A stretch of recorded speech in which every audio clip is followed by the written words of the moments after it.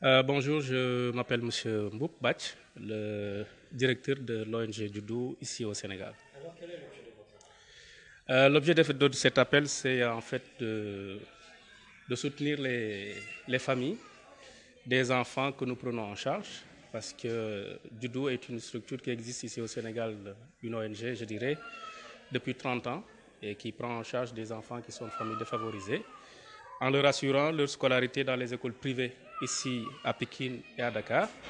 Donc au vu de ce contexte mondial où la crise nous a aussi frappés, et pour accompagner les parents dans les familles, pour qu'ils puissent avoir de quoi manger, nous avons aujourd'hui organisé cette journée de dons alimentaires pour leur distribuer les sacs de riz, ainsi que des savons en guise pour qu'ils puissent au moins se laver les mains pour respecter les règles d'hygiène qui sont prescrites pour faire face.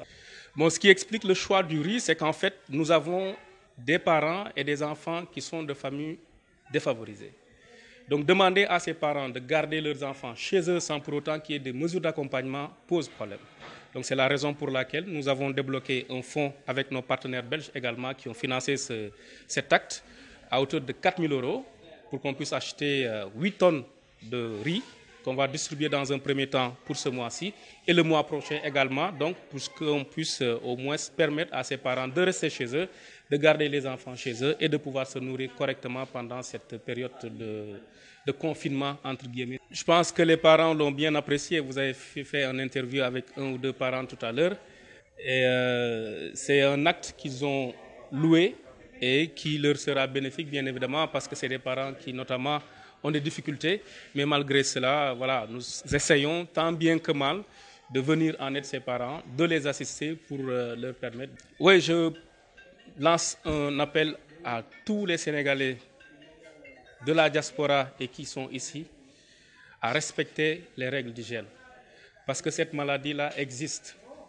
Nous avons vu des cas ici au Sénégal et partout ailleurs en Europe. Donc c'est dire aux gens qu'il faut rester chez soi. Il faut se laver les mains, comme le disent les médecins, chaque 3 heures de temps, et protéger ses enfants, les garder à la maison pour que cette pandémie ou cette maladie ne puisse pas se propager dans le pays. Il ne faut pas oublier que nous sommes un pays pauvre et nos dispositifs médicaux ne sont pas ou ne pourraient peut-être pas être à la hauteur si nous atteignons un certain nombre de malades. Donc c'est la raison pour laquelle nous ne voulons pas être en reste par rapport à ce combat qui est un combat de tous, parce que si nous devons périr, nous allons tous périr. Un enfant seulement qui est contaminé peut en contaminer tant d'autres. Nous aussi, nos familles ne seront pas épargnées par rapport à ça. Donc nous lançons un appel à la population de respecter les règles d'hygiène, de respecter également le couvre-feu qui a été donné, pour qu'à partir de 20 h, que chacun reste chez soi et s'occuper de sa famille et de ses enfants. Cela pourrait peut-être nous épargner et nous aider à ne pas propager encore une fois cette maladie. Bon, c'est une situation vraiment désolante.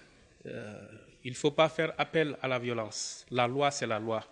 Des décrets ont été faits par le président pour que les gens respectent en quelque sorte les consignes qui ont été données. Et cela, c'est pour notre bien, en fait. Donc ces jeunes doivent comprendre que ce n'est pas un jeu. Moi, j'ai vu des vidéos sur WhatsApp, sur Facebook, des jeunes qui se moquent des forces de l'ordre en se chamaillant, en se battant avec eux, contre eux. Et ça, c'est extrêmement grave. Je pense qu'ils devraient être beaucoup plus conscients, qu'ils sachent que ce que les forces de l'ordre sont en train de faire au risque de leur vie, parce qu'eux aussi qui sont en train de gérer notre sécurité pourraient être contaminés. Donc s'ils font ces efforts-là, les jeunes, aussi bien les vieux, doivent respecter ce mot d'ordre pour qu'on puisse quand même faire face à cette pandémie.